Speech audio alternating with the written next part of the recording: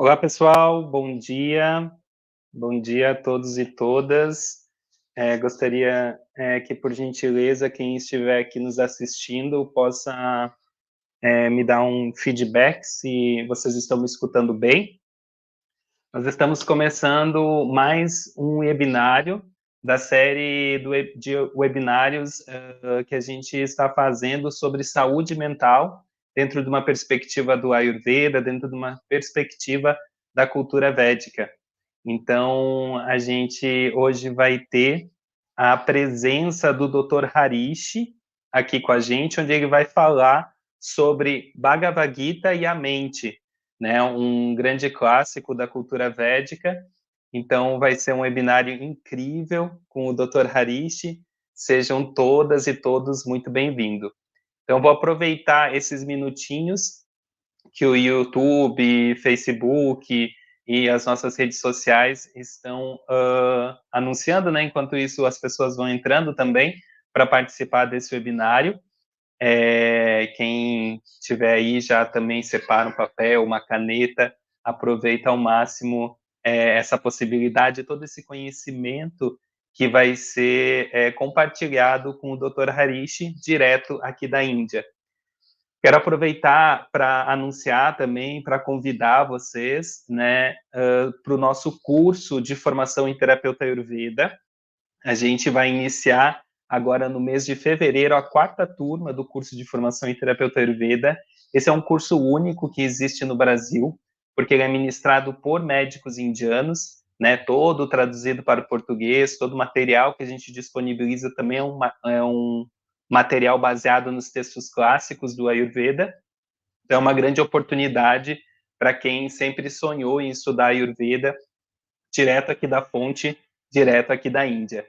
Tá? Para quem quiser saber mais sobre o nosso curso, quem quiser participar, ainda dá tempo. Vocês podem acessar o nosso site, www.adpat.com.br, e vocês conseguem fazer ainda a matrícula para o curso de formação em terapeuta Ayurveda.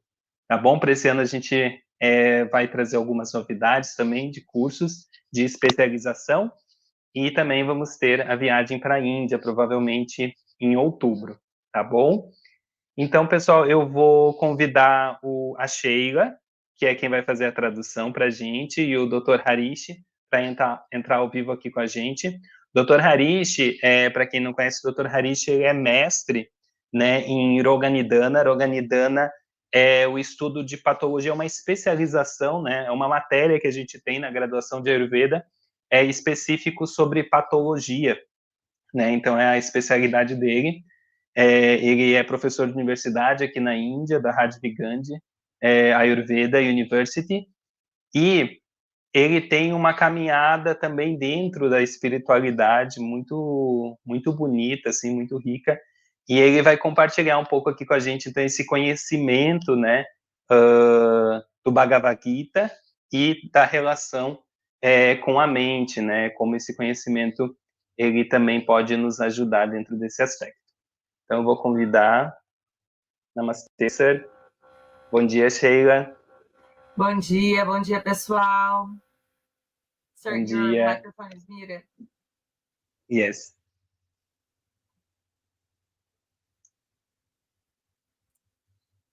Namaste. Yes. Namaste, sir. So we can start our webinar. Okay. I will start with a prayer. Ok. Vou dar início com uma prece.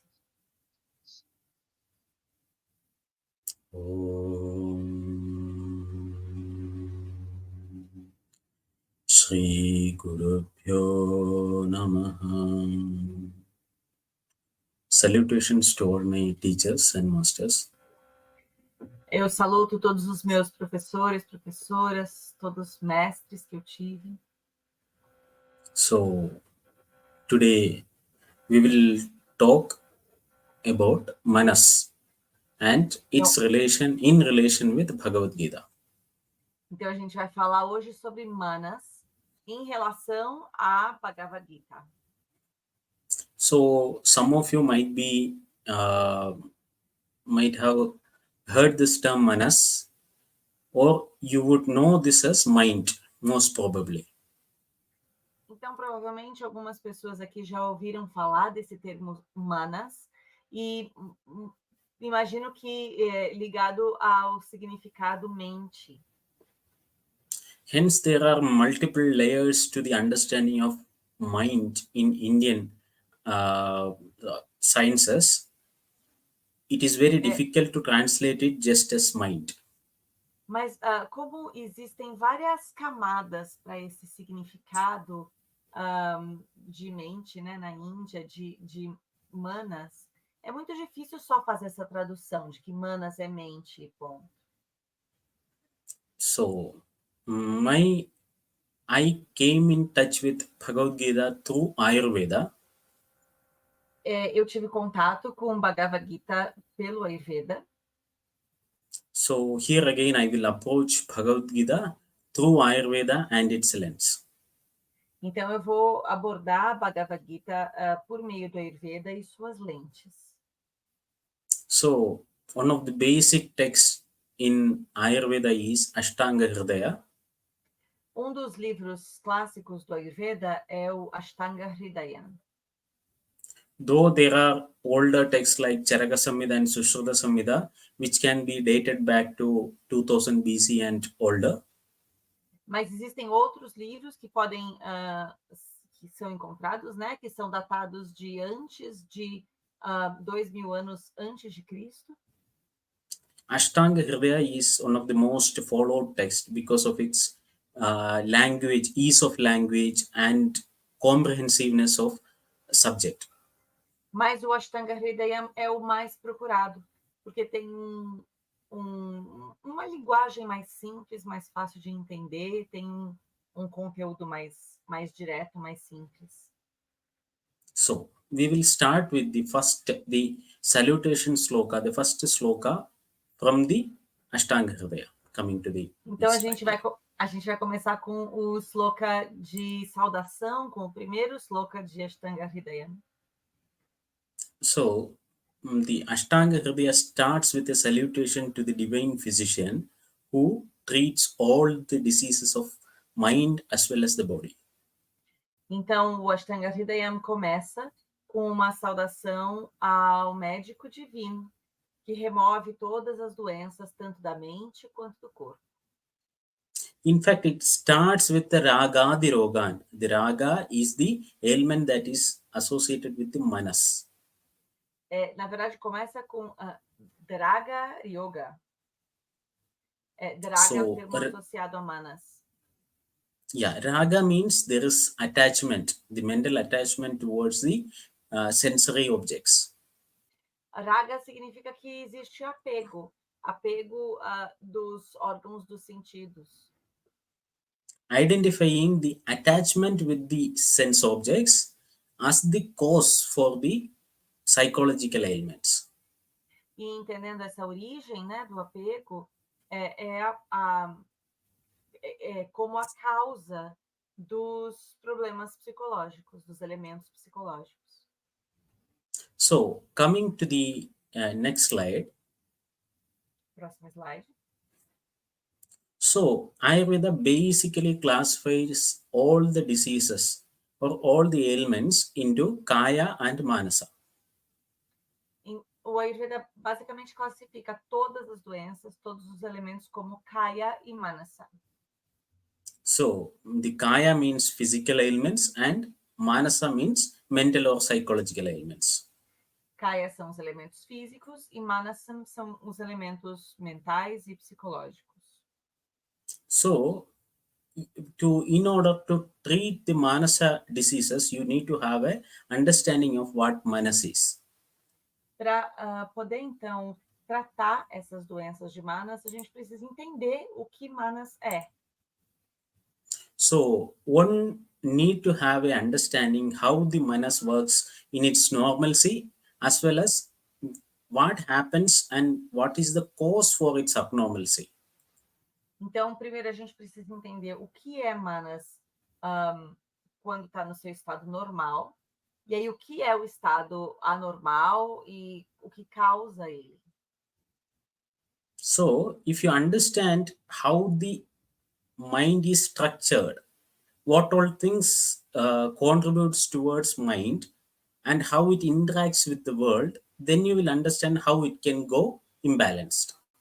Então, quando a gente entende como a mente funciona, como ela interage com o mundo, como ela se sustenta no estado de equilíbrio, aí a gente consegue entender o que é o seu desequilíbrio. So, the strong classification of physical and mental diseases itself gives you an idea that how Ayurveda sees the psychological ailments. Então, essa classificação das doenças, como mentais e psicológicas, e as doenças físicas, ajuda a gente a entender como a Ayurveda enxerga essas doenças mentais. So, now coming to the next slide. Próximo slide.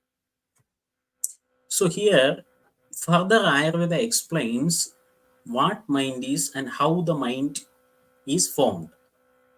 Então, o Ayurveda então explica como o que é a mente, né? Como ela é formada. We understand just like three doshas of the Pancha Mahabhutas form the Sharira of the physical body. Então, assim como os três doshas e os Panchamahabhutas formam Sharira, formam o corpo. I hope you have some exposure to Ayurvedic literature and terminology. Eu espero que vocês tenham alguma exposição à terminologia do Ayurveda. So, the 5 elements, the Akasha, Vayu, Agni, Jala and Prithvi. Então, a Panchamahabhuta, os 5 grandes elementos, né?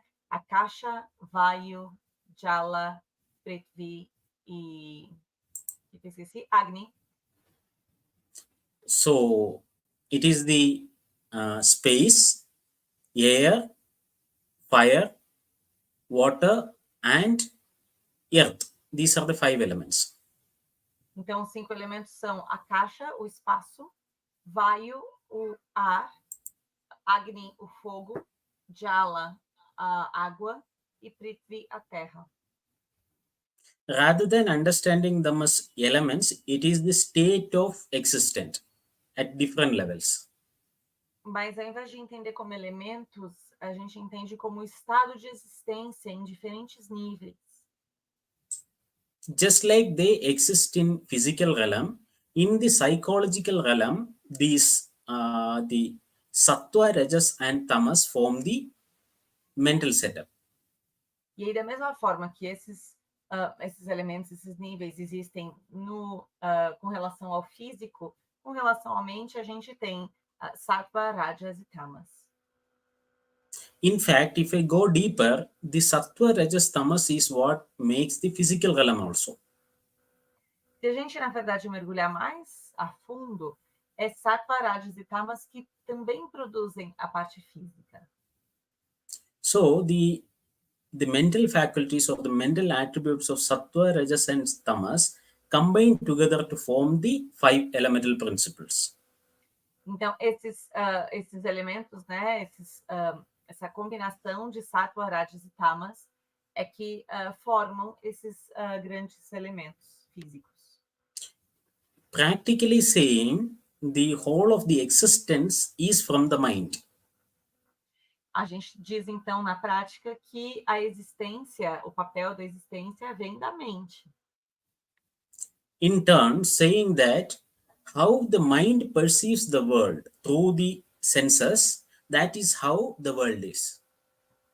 Então, da forma com que a mente interage com o mundo por meio dos seus sentidos, né, dos órgãos dos sentidos, é assim que o mundo vai ser, da forma com que a mente interagir. So, even though the Pancha Mahabhuta or the 3 doshas form each and every person is different in his prakriti or nature. Então, por mais que os Panchamahabhutas formem cada indivíduo é diferente na sua natureza, na sua identidade. So, just like that, the sattva, rajas, and tamas form the mind, but in each and every person it is slightly vary, means it slightly differs from one person to another. E aí, da mesma forma, apesar de sattva, rajas e tamas formar a mente de todas as pessoas, cada pessoa tem essa combinação de uma forma diferente. So, the sattva,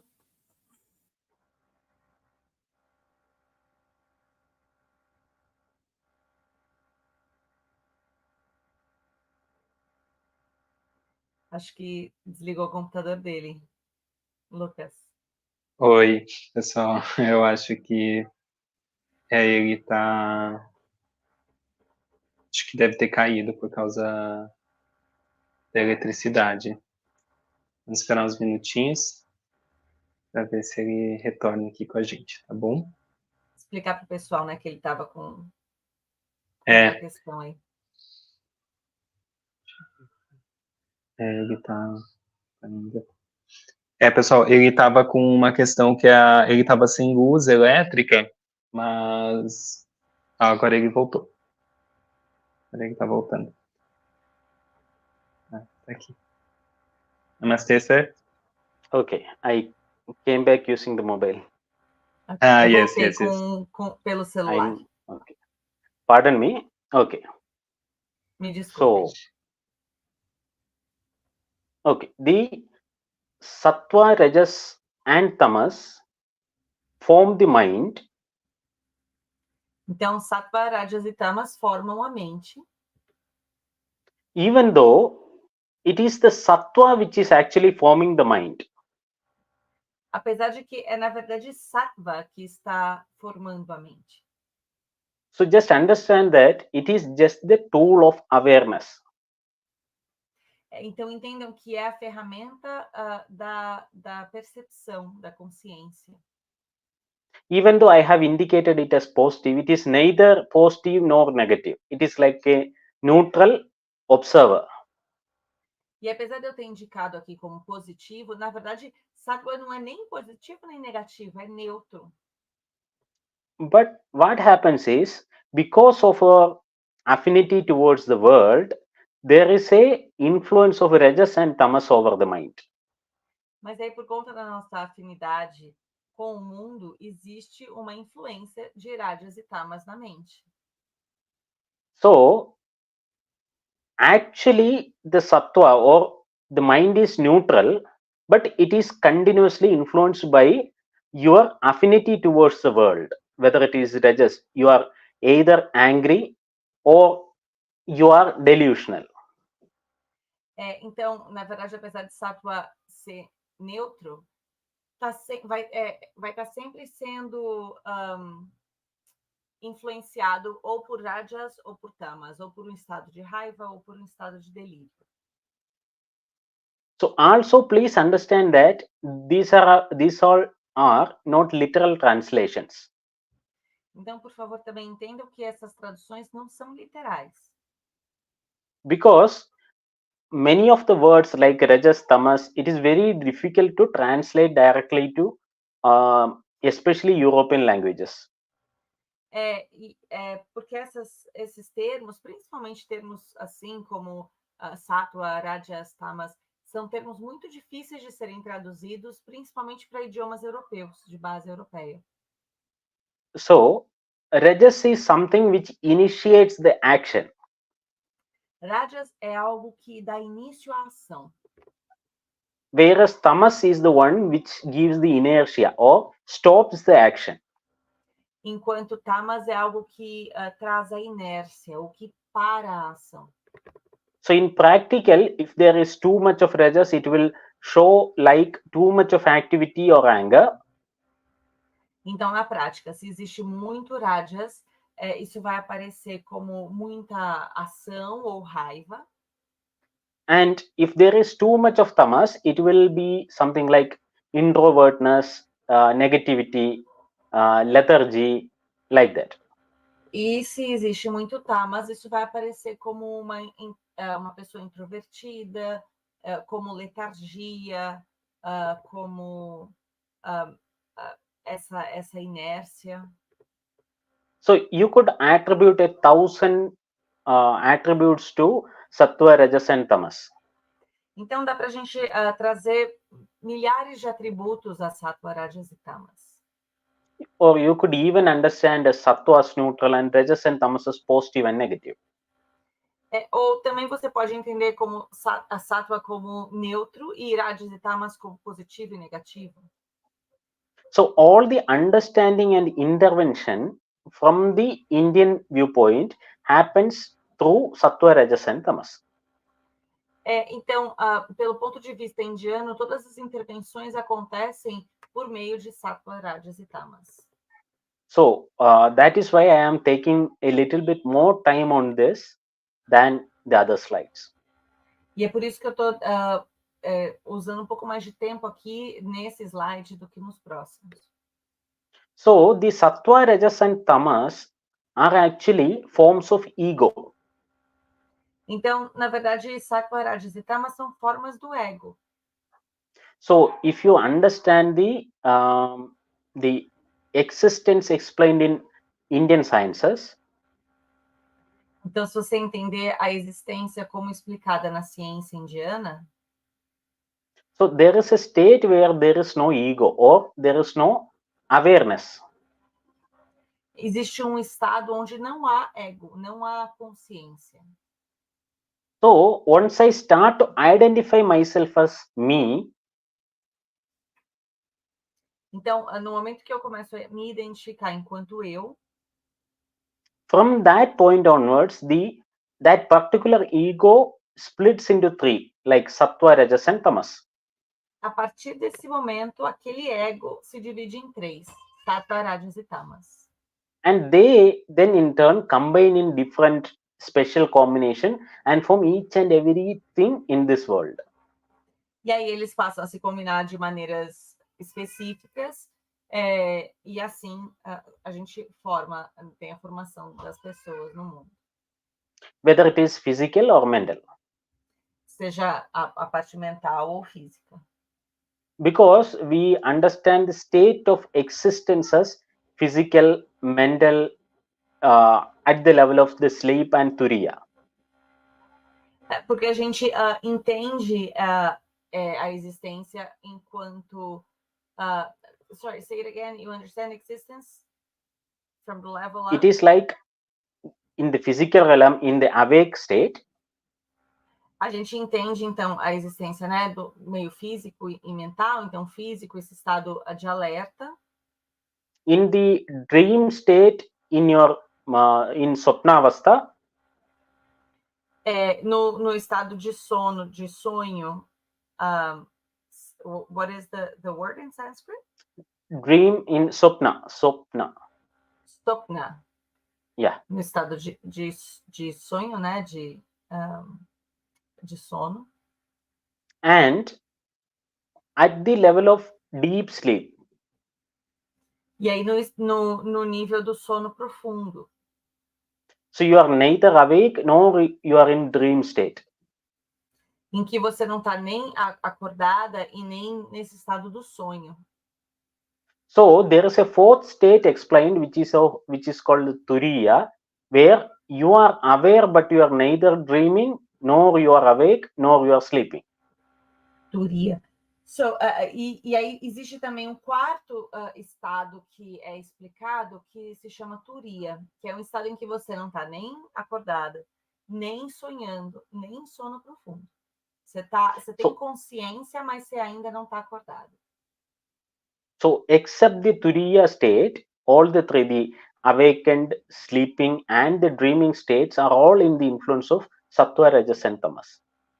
Então, tirando esse estágio turiya, né, esse estado turiya, os outros estados têm influência de sattva, rajas e tamas. Então, o estado alerta, né, acordado, o estado do sono com sonho, né, quando você está dormindo e sonhando, e o estado do sono profundo, todos eles têm essa influência. The turiya state is totally related with the sattva. O estado turiya, não, ele está ligado apenas a sattva. without getting influenced by rajas or tamas. Sem influência de rajas ou de tamas.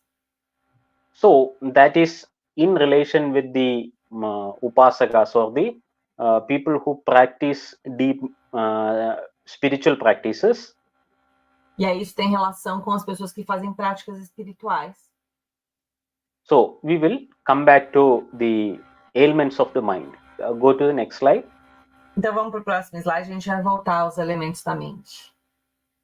So Ayurveda approaches the psychological disorders and prescribes certain interventions. Então o Ayurveda aborda as doenças psicológicas e sugere algumas intervenções. So usually when there is a psychological disorder, the person's mind becomes indulgent in either future or in the past. Então, normalmente quando existem as doenças psicológicas, a mente da pessoa fica presa ou no passado ou no futuro. So it could be a completely manifested psychological disorder or just something related with the tension and all. Pode ser algum distúrbio psicológico ou pode estar ligado a alguma tensão. So it could just be a physical measure to shield oneself from stress. É algo que pode vir da gente por conta de estresse. Or related with some severe shocking incidents or experiences. Ou pode estar ligado a alguma experiência, algum incidente ligado a trauma, a choque. So Ayurveda says, Thi Thairyam Atmadi Vijnanam Manodosha Aushadam Param. Means the psychiatric disorders have to be managed using Dhi. The first one is Buddhi or intelligence.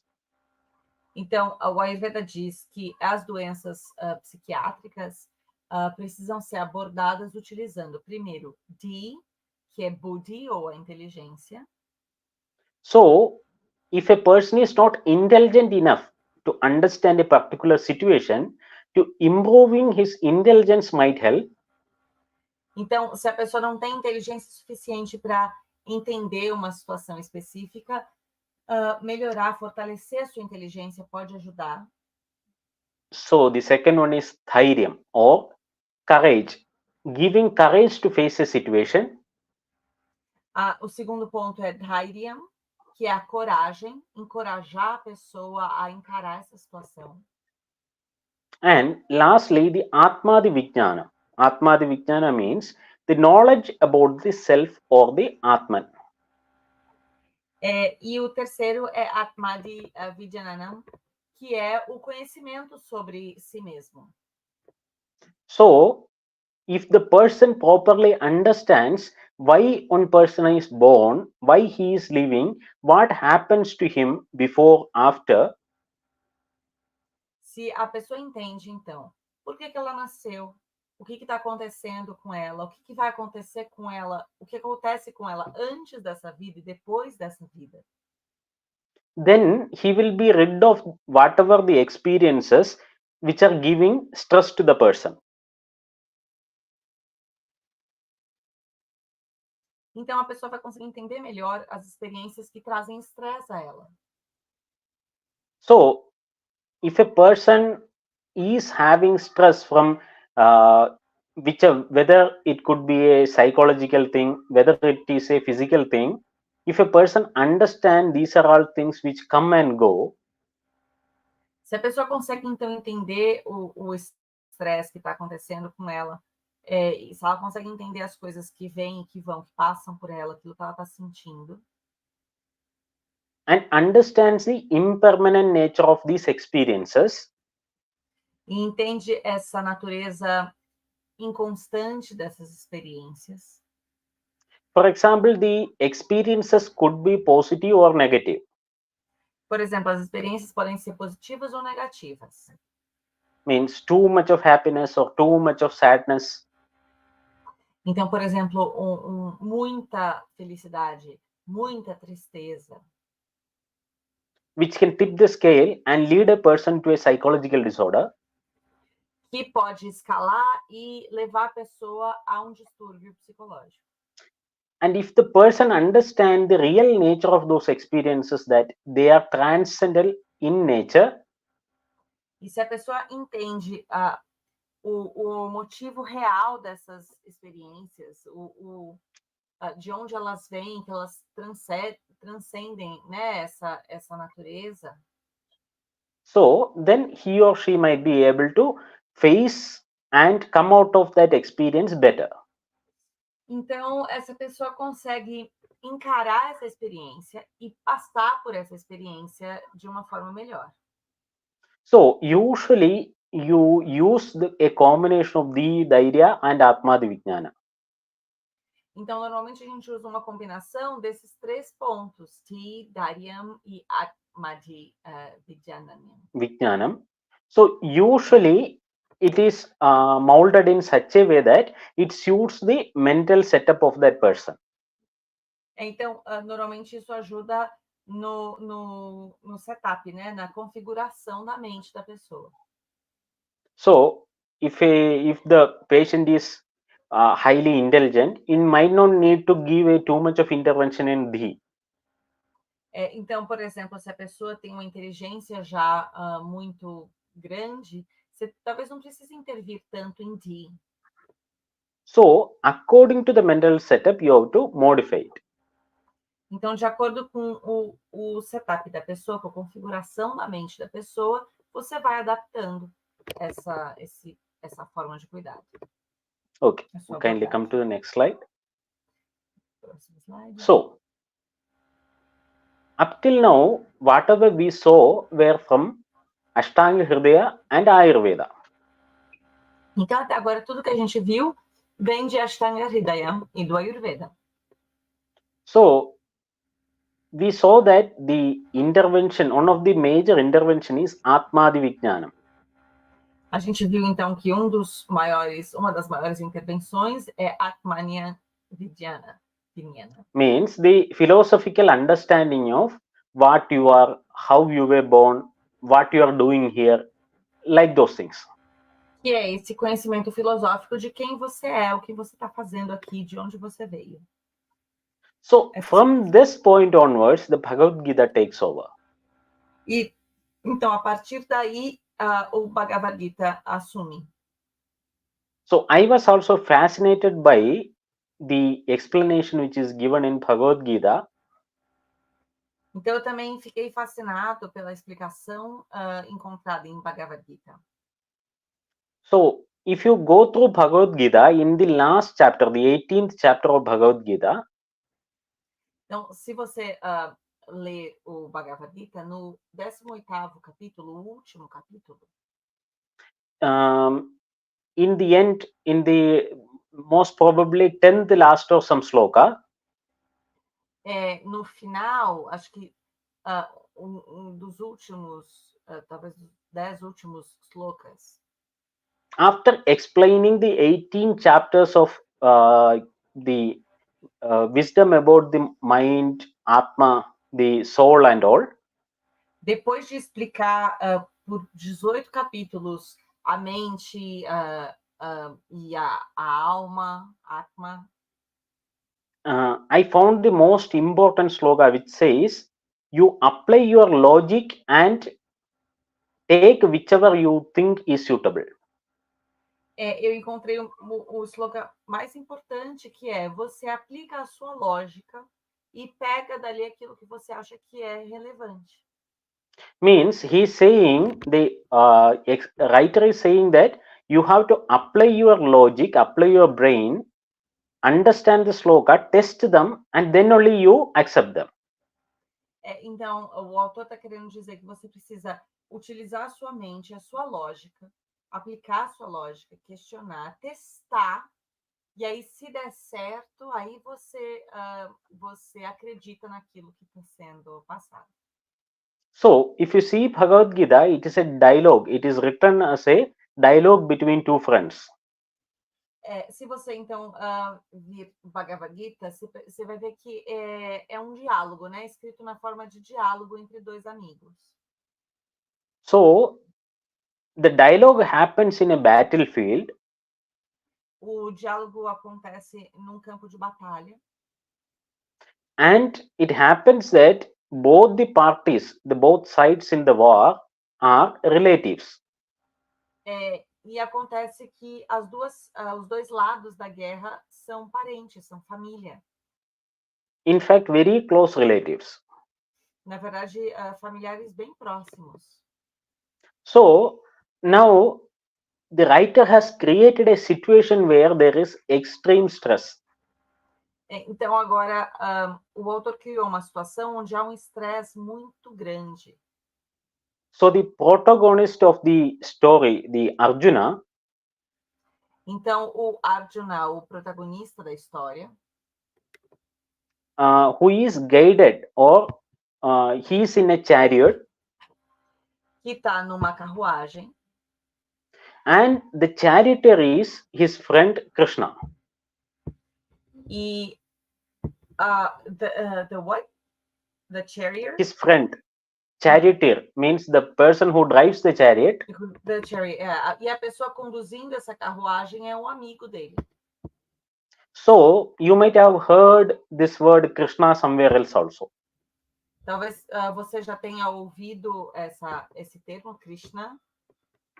So in terms of the pantheon of the gods in Hindu religion, então, dentro das deidades hindu, né, da religião hindu. So the whole of the Bhagavad Gita is in the form of dialogue between Krishna and his friend Arjuna. Então, em Bhagavad Gita, o conteúdo está na forma de diálogo entre Krishna e o seu amigo. So there's a concept of avatara in Hindu system. Existia um conceito de avatar no sistema hindu. So the avatara means to come down and take birth. Avatara significa se acalmar e nascer. So the concept of the the mighty, almighty, you can call almighty, is that it is a non-participant, means universal awareness. Então, esse conceito de uma consciência universal, uma consciência coletiva. But whenever there is too much of negativity happening in this world, mas quando há muita negatividade acontecendo presente no mundo, so that infinite awareness reduces itself to a physical form and takes birth. Essa consciência infinita se reduz a uma forma física e nasce. So as to sustain the cycle of life and birth. E assim a gente sustenta, né, esses ciclos de nascer e morrer. So there is a whole cycle of beings. The form was taken from a fish, then to a tortoise, then to a animal form of boar.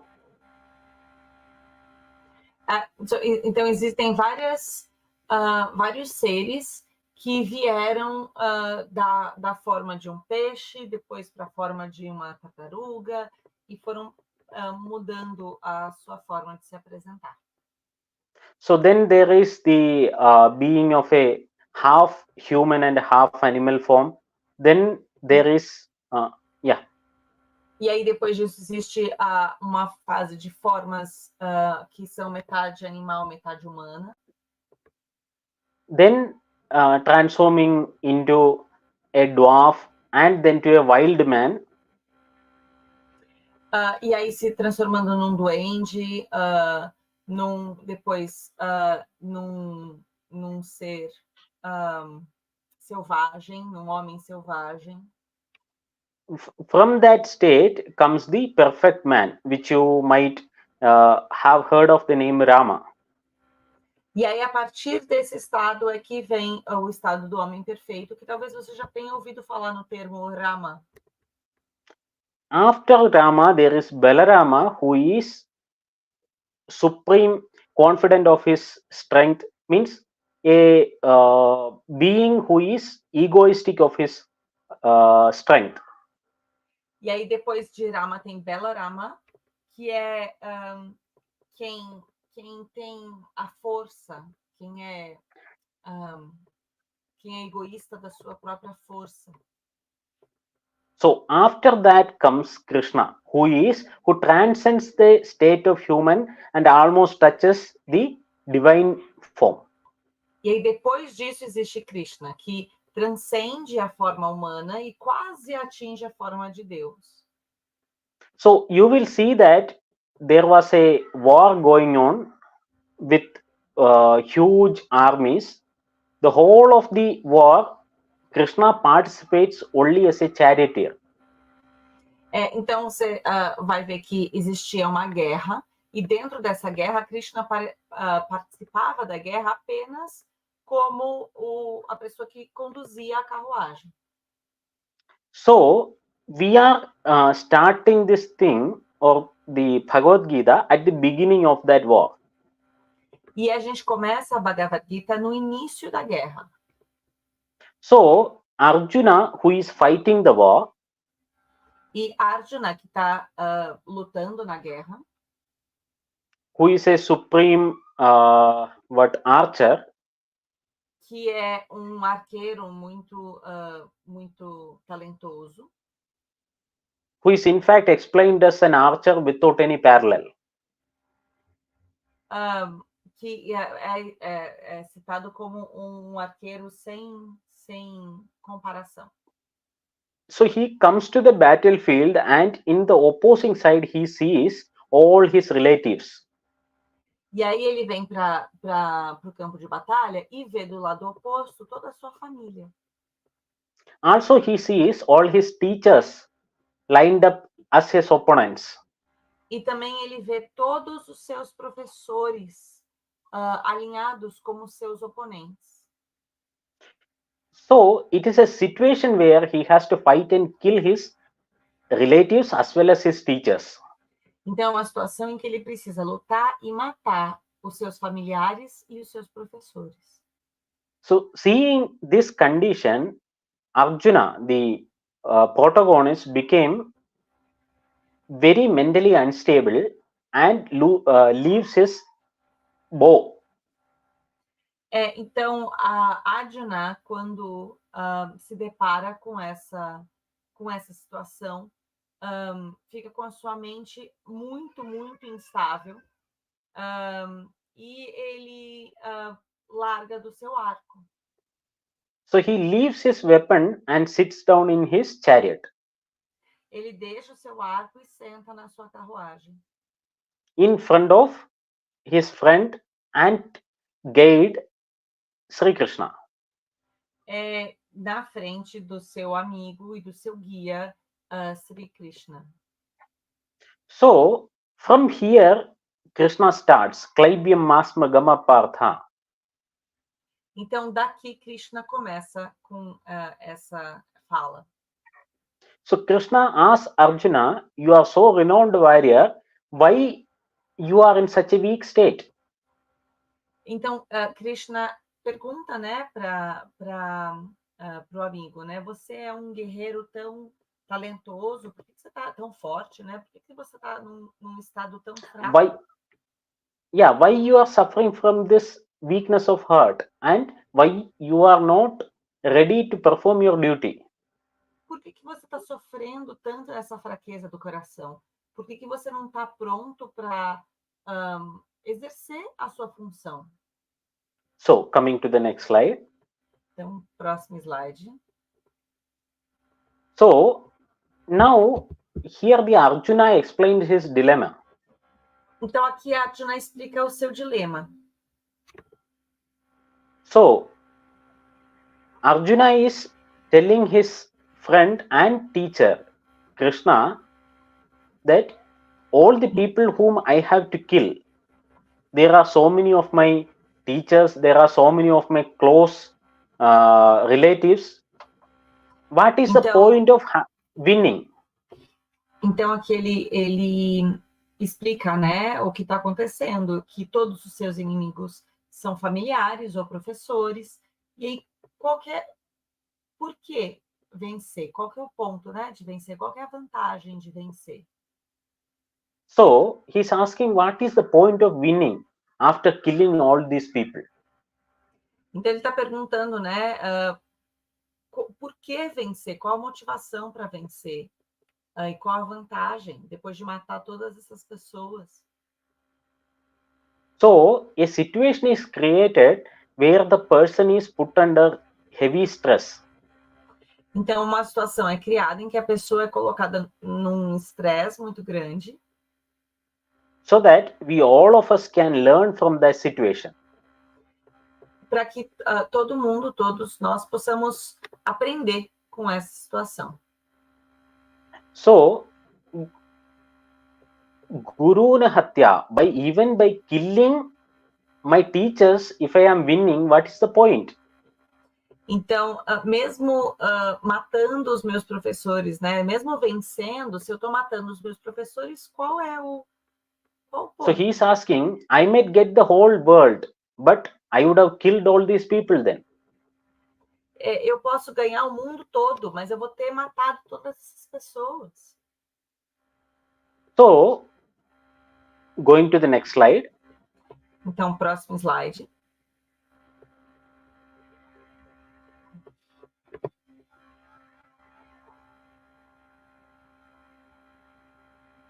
Okay. Karpanya doshopahata subhava pruchhami tvam dharma samarudhe cheda yatechayasyan nishchida bahitanme shishyasteham shadimam tvam prapannam. So now the Arjuna is explaining his helplessness to Krishna. Então, aqui, a Arjuna está explicando a sua fraqueza para Krishna. So, he's asking, my duty is to fight, but by doing my duty, I'll be killing all these people. Então, ele fala, né, o meu dever é lutar, mas exercendo o meu dever, eu vou matar todas as pessoas. So I am not certain whether to do fight or not is my dharma or is my rightful duty. Então eu não sei se lutar ou não lutar, se é o meu dharma, se é a minha missão. So again we are coming to a particular word which is the dharma, which cannot be rightly easily translated to European languages. E aí, de novo, a gente aqui vem para uma palavra, né, um termo, dharma, que não é facilmente traduzido para as línguas de origem europeia. So even if I have to translate the dharma to any other Indian languages, it will be difficult. E mesmo traduzir dharma para outro idioma indiano é difícil. So dharma means, see, there is something called nyaya or justice. Então, existe algo chamado nyarma, que é justiça. So the word justice everyone would be very familiar with, right? O termo justiça, a palavra justiça, é uma palavra que a gente tem bastante familiaridade, certo? So the justice and dharma changes. Justice and dharma differs because dharma is something which changes with the person, with the situation and with the time. A justiça e a missão da pessoa é algo que modifica, né? Porque a missão modifica de acordo com o momento, de acordo com a pessoa. For example, if there is a fighter, or take the example of a soldier. Então, por exemplo, se existe vamos pegar o exemplo de um soldado. So the dharma of the soldier is to fight and defend. Então, o dharma desse soldado é lutar e defender, né? And in the course, he might even kill. E no caminho ele pode até matar alguém. But if another person who is not a soldier, he is put in the same situation, he might not fight. Mas uma outra pessoa que não é soldado, se colocada na mesma situação, essa pessoa pode não lutar. So if you see an army doctor, so the army doctor's dharma is not to fight, but to treat the injured. Então, por exemplo, se você pegar pessoas que são médicas na guerra. But that is in the... Essas médicas, a missão delas, apesar de elas também trabalharem na guerra, a missão delas não é lutar, é cuidar das pessoas feridas. So, but that is in the normal circumstances. But the same army doctor, if there is something kind of a situation where there is a last stand. Mas isso é numa situação comum, normal. Mas se essa mesma pessoa médica na guerra estiver numa situação extrema. So there might come a situation where, So there might come a situation where he has to fight. Talvez exista ali sim uma situação em que essa pessoa precise lutar. For example, all of his soldiers are killed and he has to defend some weak person. Por exemplo, todos os soldados daquele local foram mortos e essa médica ou esse médico precisa defender uma pessoa mais fraca que ela. So again, if there is a leader of a state, suppose. Então, de novo, vamos supor que existe um líder de estado. And he is showing too much of leniency. Leniency. Or softness in his approach. E aí vamos supor que esse chefe de estado está mostrando muita leveza na sua forma de apoiar. So he might seem harsh, but that is his dharma to do his duty without any softness. Ou então, se a pessoa está se apresentando sem leveza, assim, com uma pessoa muito ríspida, pode estar fazendo a sua missão, exercendo a sua missão, mas de uma forma muito ríspida. So he cannot show softness to a person considering his age, sex and all. E pode fazer parte da sua missão não apresentar uma leveza para outras pessoas ali nas mesmas condições, né, de mesma idade, de mesmo gênero, mas com uma missão diferente dele. Because if he do, then that will lead to further severe problems. Porque se ele amolece, ele pode gerar outros problemas muito sérios. So here you understand the situation is Arjuna is a warrior who is supposed to fight. Então aqui entendam a situação, né? Arjuna é um guerreiro que deve lutar. And Krishna is his guide and charioteer. E Krishna é o seu guia, o motorista, né, da carruagem, o condutor da carruagem. As soon as he sees this situation, Arjuna becomes weak at mind and forgets his duty. E aí, assim que ele se depara com essa situação, Arjuna fica fraco, com mente fraca, e titubeia ali da sua missão. So, now you come to the next slide. Então, a gente vem para o próximo slide. So, now Krishna is addressing Arjuna back after seeing the weakness of Arjuna. Então, aqui agora Krishna fala, né, replica para Arjuna, depois de ver a sua fraqueza. And he starts by smiling at him. E ele começa sorrindo para Arjuna. And think about the situation. Arjuna is very heavy with heart, weakness of heart, and he's almost crying. Então, pensem, né, nessa situação. Arjuna está muito fraco, está muito sensível, está quase chorando. And standing between two huge armies who are going to fight each other and kill each other. E está ali no meio de dois exércitos enormes que estão a ponto de se matar. So the composed Krishna is smiling. E aí Krishna está sorrindo. So which shows his equanimity of the mind. Que mostra esse equilíbrio da mente dele.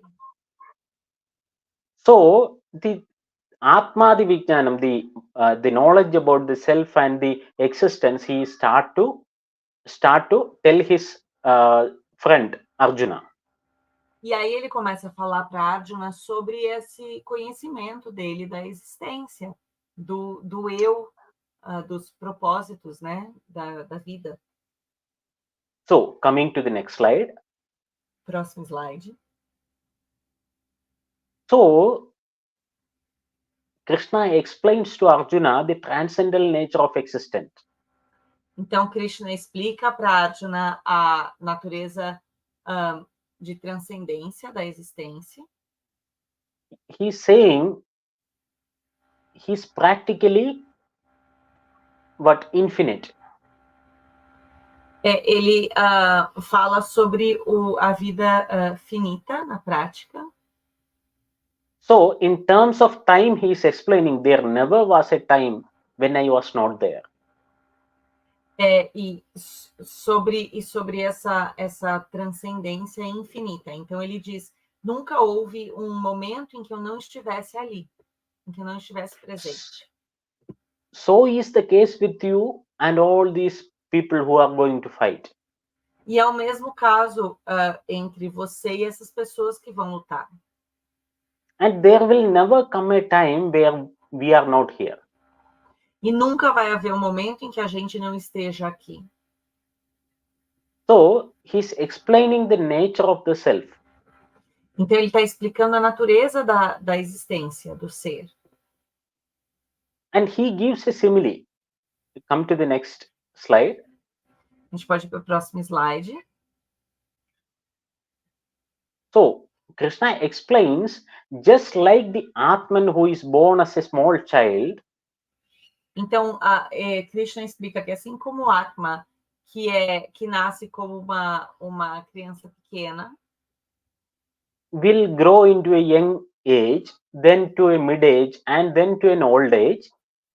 Que vai crescer e ficando mais velho, né, até envelhecer na vida adulta. And will eventually die. E eventualmente vai morrer. Just like that, an Atman or a soul will be born in one body, and by death he will leave that and again attain another body. E da mesma forma, a Atma vai nascer num corpo e crescer em outro corpo, e vai crescendo, né, e transcendendo, passando de um corpo para o outro. Again, coming to the next slide.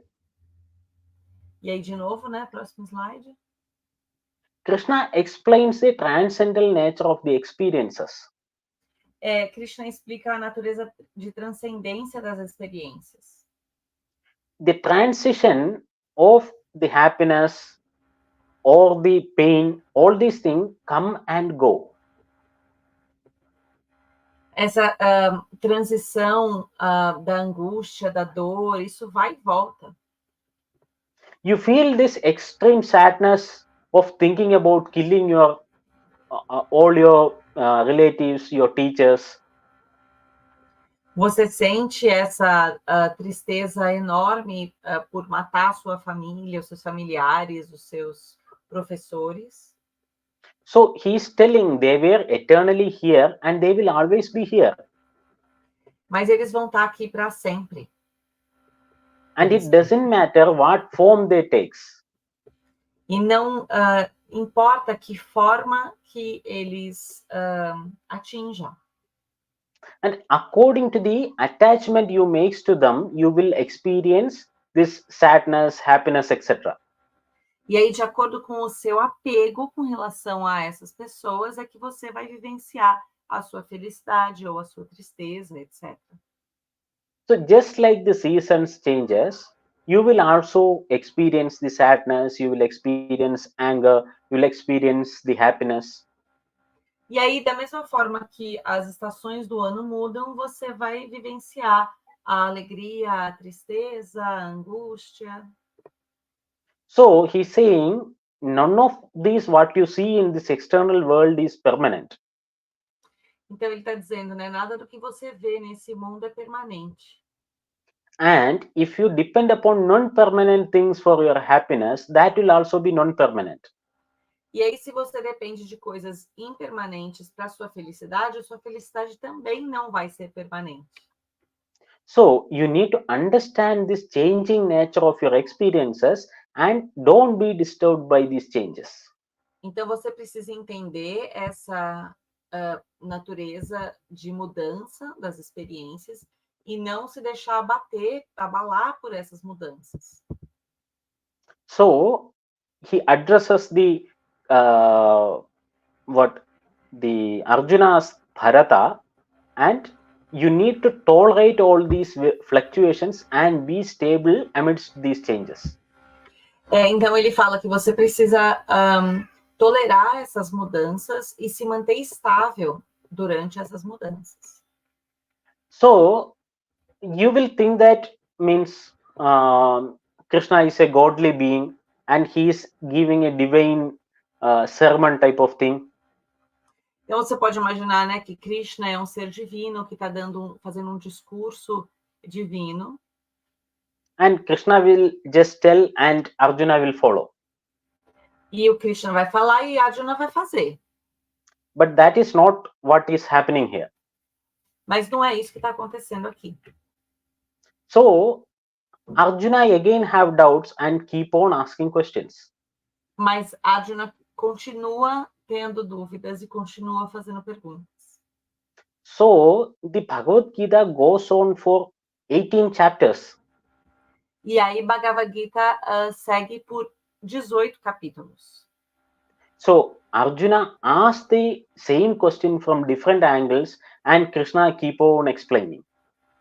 E Arjuna faz a mesma pergunta por ângulos diferentes e Krishna vai respondendo e explicando. And even at the end, it is not like Krishna is asking Arjuna to accept whatever he is telling. E mesmo no final, Krishna não pede para Arjuna aceitar o que ele está falando. He's telling Arjuna that whatever I have to teach, I have told you, apply your logic and then understand. Ele fala para Arjuna, aquilo que eu te ensinei, o que eu te disse, escute e observe com a sua lógica, aplique a sua lógica para você compreender e tirar a sua opinião. Oh, now coming to the next slide. Próximo slide, então, agora. So again, Krishna is explaining to Arjuna what is the nature of the self. Então, de novo, Krishna explica para Arjuna qual é a natureza do ser, a natureza do eu. So he's telling na jayate mriyate va kadachit na ayam bhutva bhavitva na bhuyaha ajo nityah shashvato ayam purano na hanyate hanyamane sharire. He's saying what you are identifying as yourself is not this body. Então ele fala, aquilo que você identifica como você não é o seu corpo. So the tattva or the basis of understanding which is shining out through the body. Então a natureza dessa compreensão que passa pelo corpo. The consciousness which is using this body. A consciência que está usando esse corpo. So you say this is my body. You won't say that this is me. Então você deve falar este é o meu corpo. Você não deve falar esta sou eu. See, this is my hand. This is not me. You understand? Vocês entendem? Então essa é minha mão. Essa não sou eu. For example, even after death, this body have this hand. but this is not mine then. Porque mesmo depois da morte, esse corpo possui essa mão, mas isso não é mais meu. I have left this body for another one. E eu deixei esse corpo para um próximo corpo. So, na jayate mriyate, he's explaining there is neither birth nor death. These are all just you feel like you are being born and you are dying. Então, ele explica, não existe nem nascimento e nem morte. Você sente que você está nascendo, você sente que você está morrendo. Mas isso não existe. So, the Atman is actually neither born nor dies. It is just the body that transcends or Então, transforms. A alma não é algo que nasce ou que morre. A alma só vai transcendendo, vai se transformando. So, Krishna tries his level best to make Arjuna understand that whatever the tattva, the Atman or the soul, is ever existing and primeval. Means it was always there and it will always be there. Então, Krishna está explicando que a alma, Atma, sempre esteve ali e vai continuar estando ali. Even if you destroy the body, the Atman remains. Então, mesmo que você destrua o corpo, Atma vai permanecer. Now, coming to the next slide. Próximo slide.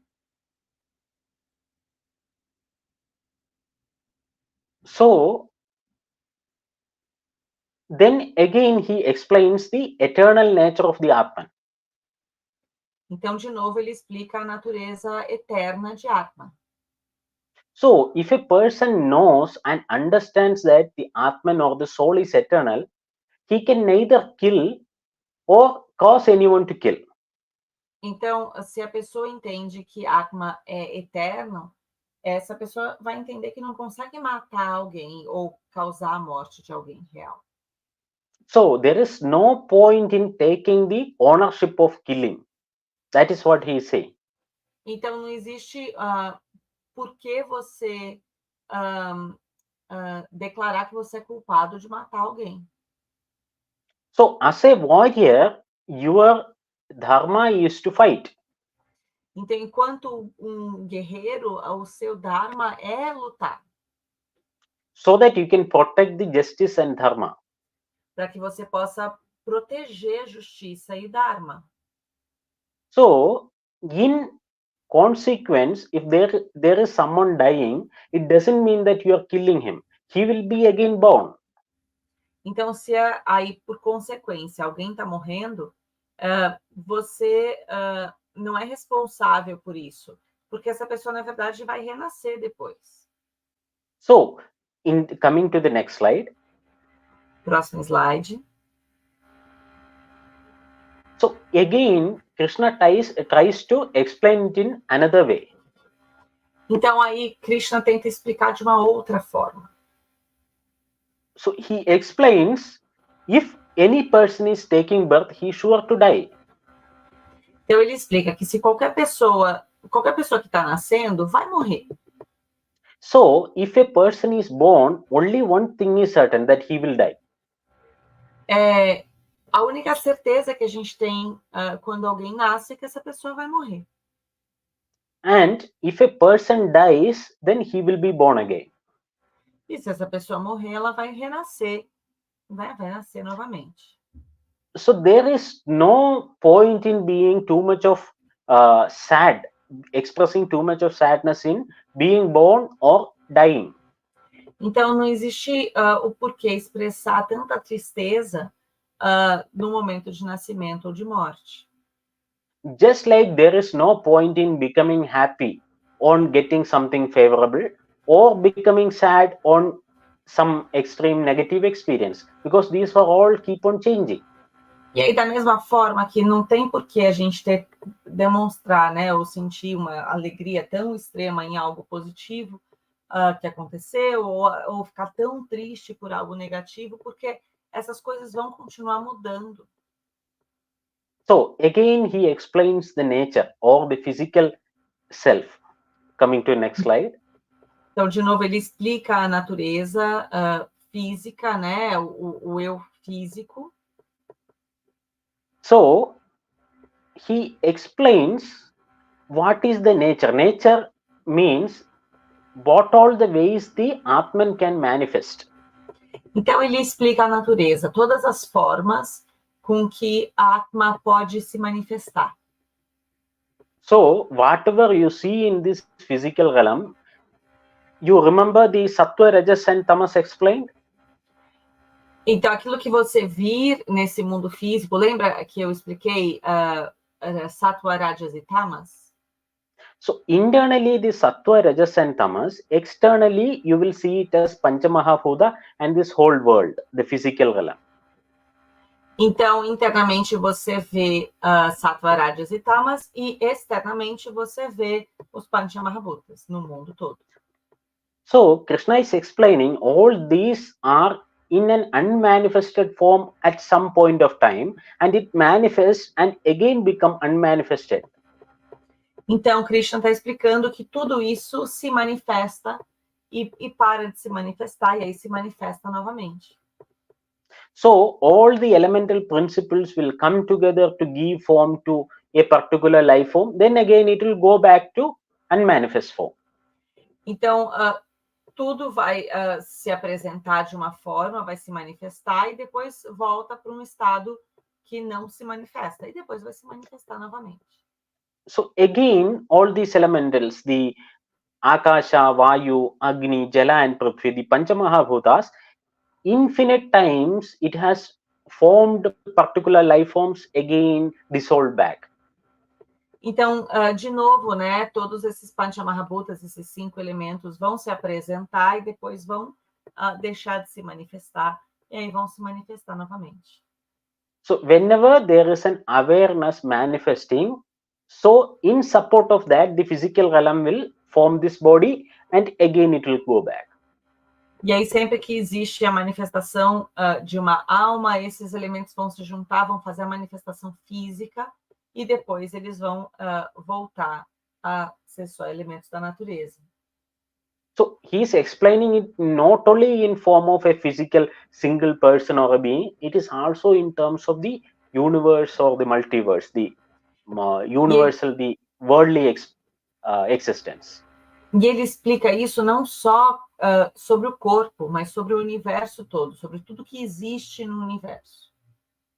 So the whole world will come together in billions of years and again will destroy into these elementals in billions of years.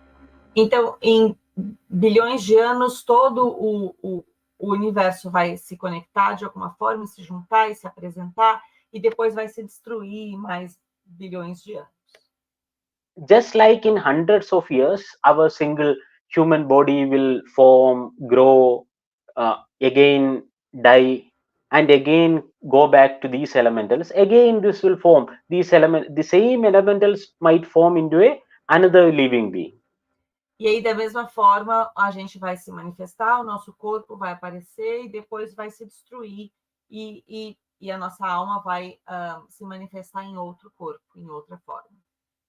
Maybe it will form a sentient being, maybe without awareness.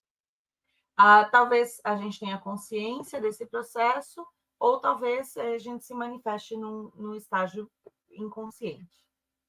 So, people understand these awareness that give rise to these forms in different ways. Então, as pessoas entendem o que forma, né, traz consciência a essas formas de maneiras diferentes. Krishna tries to answer this. E Krishna tenta explicar isso. Coming to the next slide. Próximo slide. So he says, Aschiryavat pashyati kaschidena, Aschiryavat vadati tathaiva chanya, Aschiryavat chaina manya shunoti, Shrutvapi enam vedana chaiva kaschit. Means, people think about this soul as amazing. Então, ele fala, né, que as pessoas olham para a Atma como algo incrível, essa alma. So, people talk about the Atman, the self, in different ways. As pessoas falam sobre si, sobre esse eu de formas diferentes. Somebody talks about it, somebody hears about it. Algumas pessoas falam, algumas pessoas ouvem. So he's explaining that even though people keep on explaining, keep on discussing about it, nobody truly understands it. Então ele explica que apesar das pessoas continuarem falando sobre a alma, ninguém entende ela completamente. Because once you understand the nature of this, then you are not affected by sadness or happiness. Porque a partir do momento que você entende essa natureza, você não se afeta mais por felicidade ou tristeza. So, coming to the next slide. Então, próximo slide. So, now Krishna gives Arjuna a way to manage. Então, aqui Krishna dá uma forma que ele gerencie, que ele lide com isso tudo. So, Krishna is telling Arjuna that don't consider whatever is the resultant of your actions.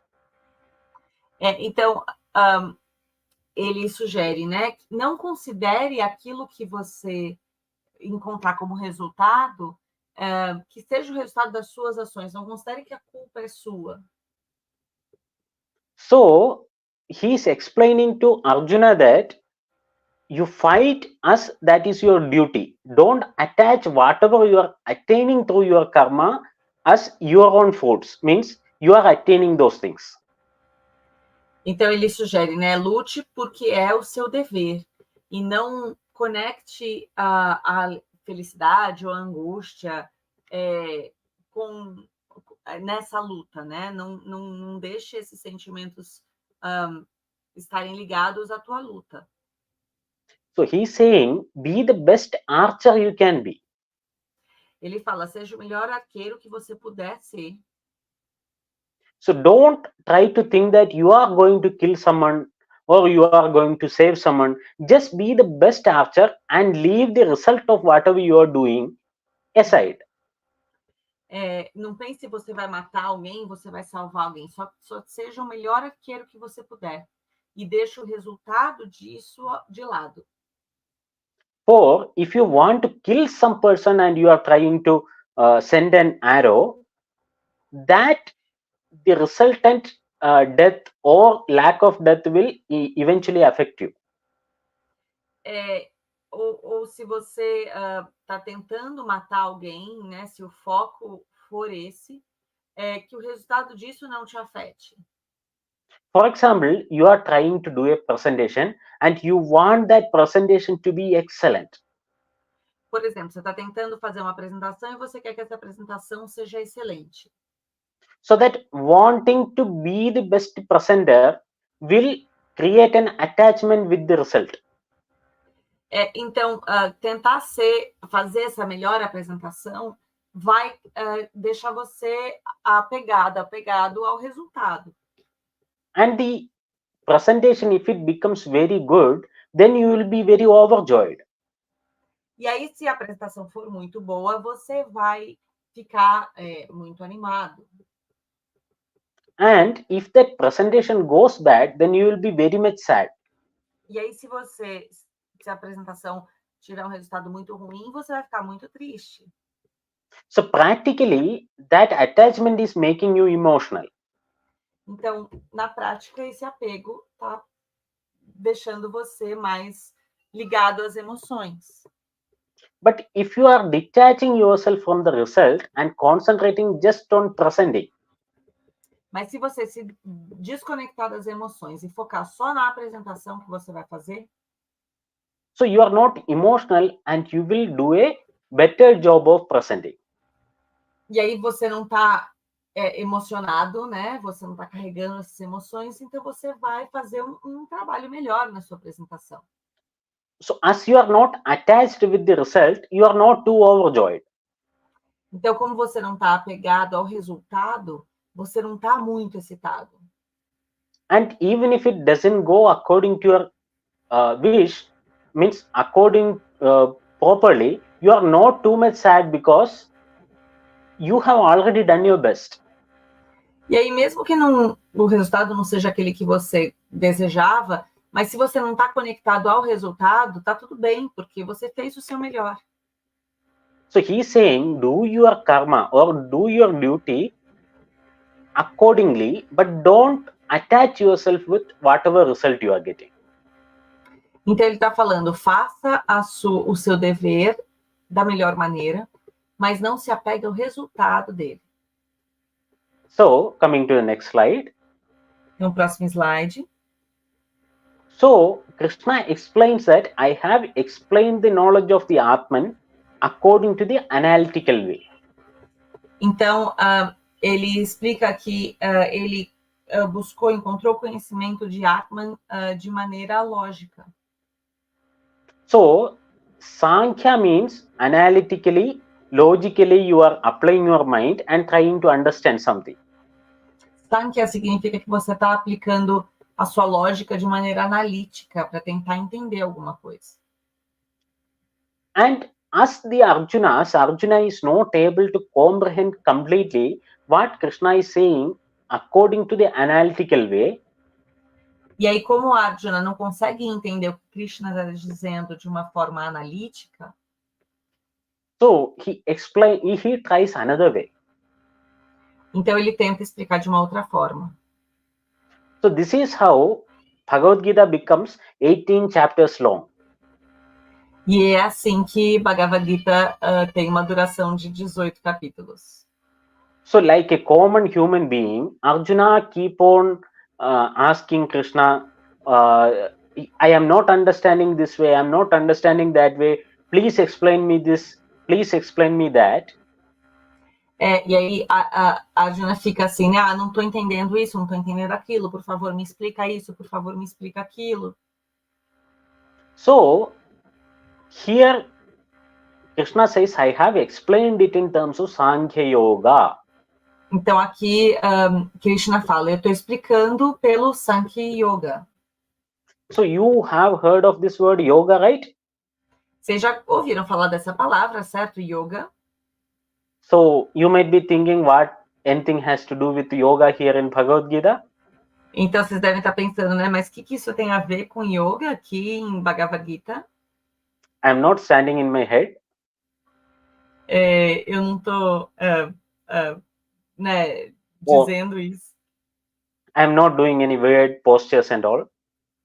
Eu não tô aqui de ponta cabeça, eu não estou fazendo nenhuma postura, nada de yoga. So each chapter of Bhagavad Gita is termed as a yoga. Cada capítulo de Bhagavad Gita tem esse termo, yoga.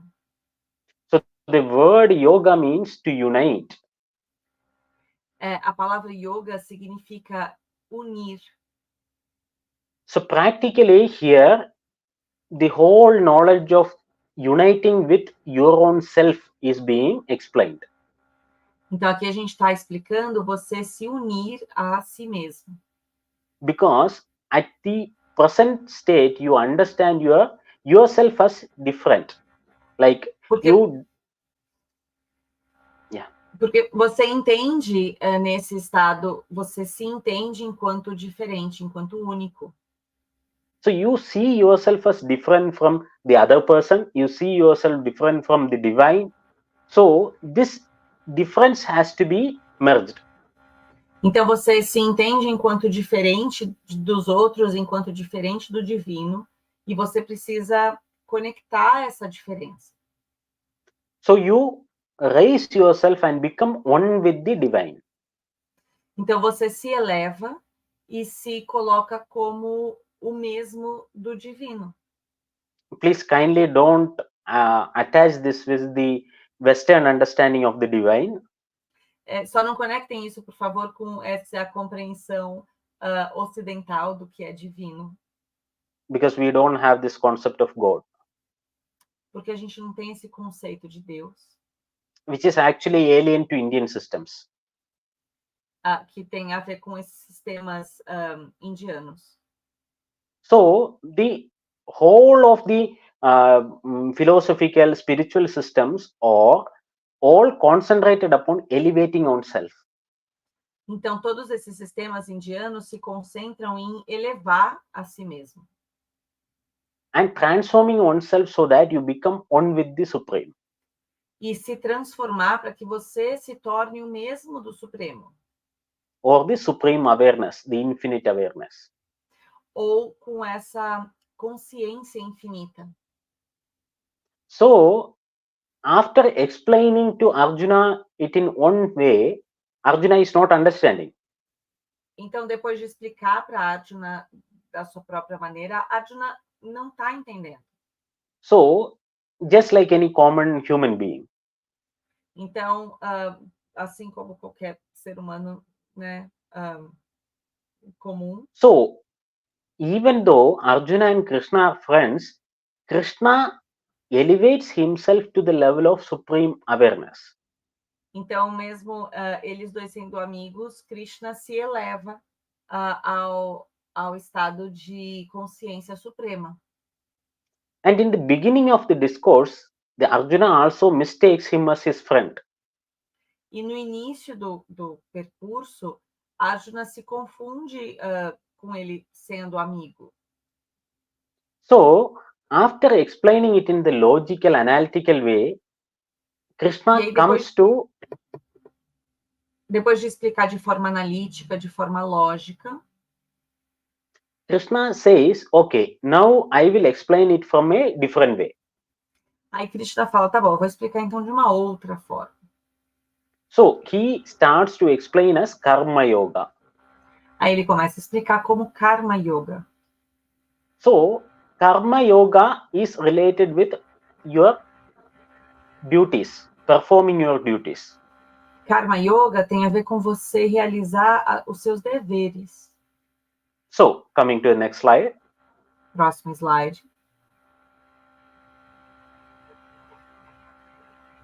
Okay. So, again the trigunas, the sattva, rajas and tamas comes. E aí, de novo, a gente tem os três gunas, né? Sattva, rajas e tamas. Krishna explains that everything in this world or everything known in this world comes under trigunas. Krishna explica que tudo que a gente conhece no mundo está dentro dessas três gunas. So once it is manifested, it comes only under the influence of sattva, rajas or tamas. E aí tudo que é manifestado vem dentro dessas três gunas, sattva, rajas e tamas. Or all three in some particular combination. Ou nos três, né, com alguma combinação, em alguma proporção. So, Krishna explained to Arjuna that you have to transcend these trigunas. E Krishna explica que você precisa transcender essas três gunas. Because these trigunas, especially the rajas and tamas, causes duality. Porque principalmente rajas e tamas causam dualidade. So, he's saying, either you will see each and everything as good or bad. Ele está dizendo, né, que depois você vai ver tudo como bom ou ruim. And that is the influence of rajas and tamas. E essa é a influência de rajas e tamas. So, Krishna explained, forget about all the things which I explained to you about Atman, how it is indestructible and all. Ele fala, esquece tudo que eu falei sobre Atma, como é indestrutível. Just think about what duty you have to perform. Só pensem na missão que você tem. And leave about all the dualities. E deixe todas as dualidades. Coming to the next slide. Próximo slide. So, he explains Karma Yoga. What is Karma Yoga? Aí ele explica o que é Karma Yoga. So, karmanyevadikaraste ma phaleshu kadachana ma karma phalahe durbhu mate sangostu karmani. He explains, you perform your duty without attachment to the result. Ele explica que você cumpre o seu dever apegado ao resultado. So you don't think about all the lofty ideas of indestructible Atman and all those things. Então você não pensa na ideia da alma indestrutível, em tudo aquilo que eu falei. So just perform your action without any attachment. Você faz a sua ação sem nenhum apego. So just concentrate upon what you can do as your duty. Então, se concentra em aquilo que você pode fazer, qual que é a sua missão, qual é a sua tarefa. So leave aside all other things. E deixe tudo de lado. So if you perform your duty without attachment to the result, se você cumprir a sua missão sem se apegar ao resultado, then you won't be attached to the result of the karma. E aí você não se apega ao resultado do karma. So now coming to the next slide. Próximo slide. So here Krishna defines yoga. Aqui Krishna define o que é yoga. So there are so many different definitions of yoga according to different people. Então existem definições diferentes de yoga de acordo com pessoas diferentes. For example, Patanjali explains yoga as yogaha chitta vritti nirodha, means you are blocking the activities of the mind. That itself is yoga. Uma explicação de yoga é que você está bloqueando as atividades da mente. So the prime aim of yoga is not physical, it is mental. Então, o foco principal de yoga não é físico, é mental. So he explained yogastaha kuru. If you are performing an action, you be in the state of yoga and perform it. Então, se você está focado em cumprir o seu dever, esteja no estado de yoga, abandonando o apego. So you detach yourself from whatever is the result of your action. You just concentrate upon the action. Desapega do resultado e foca na sua ação. So when you are able to perform with equanimity without attaching yourself to the result, you are in state of yoga. E no momento que você consegue fazer isso, você está no estado de yoga. So again, he also explained it as yoga karmasu kaushala, means the supreme command over any activity is yoga. Então ele também fala que esse comando supremo sobre qualquer atividade também é yoga. And that is only possible when you are not attached with the result and become emotional. E isso só é possível quando você se desapega, se desconecta desse resultado, de qualquer resultado, e se torna yoga. So you might be a master in your art, you might have practiced for thousands of hours, but if you are affected by emotion, your hand might falter, your tongue might falter. Você pode ser um mestre na sua arte, mas se você se apega ao resultado, você pode sofrer com aquilo. So now coming to the next slide. Agora o próximo slide. So after explaining all these things, Krishna explained how the mental illnesses are manifested. Então, depois de explicar tudo, ele explica como que os distúrbios psicológicos são manifestados. Or the pathway which the psychological ailments take. Ou o caminho que os elementos psicológicos seguem. So he's saying, when you indulge too much on your senses or the objects of your senses, então ele explica que se você se conecta muito com os objetos dos sentidos, for example, you see a beautiful person, por exemplo, você vê uma pessoa bonita, then you keep on thinking about that person, e você continua pensando nessa pessoa, then because of that continuous indulgence, there is relation created between the senses and between the object and yourself. E aí, por conta dessa inteligência, existe uma conexão que se forma com aquele objeto. So then gradually that develops into lust that you want to attain. E aí, aos poucos, isso se torna uma luxúria que você quer, algo que você quer ter. And then when you are not able to attain that, there is anger. E aí, quando você não consegue atingir aquilo, existe a raiva. So, in extreme anger, delusions start to arise. E aí, numa raiva extrema, a gente começa a surgir esse desnorteamento. So, in that delusional state, you forget what is right and what is wrong. E aí, nesse estado, você começa a não entender mais o que é certo, o que é errado. So, once you lose that definitive bifurcation of right and wrong, then you lose your decision-taking capacity. E aí, nesse delírio que você perde noção do que é certo e errado, você perde a capacidade de tomar decisão.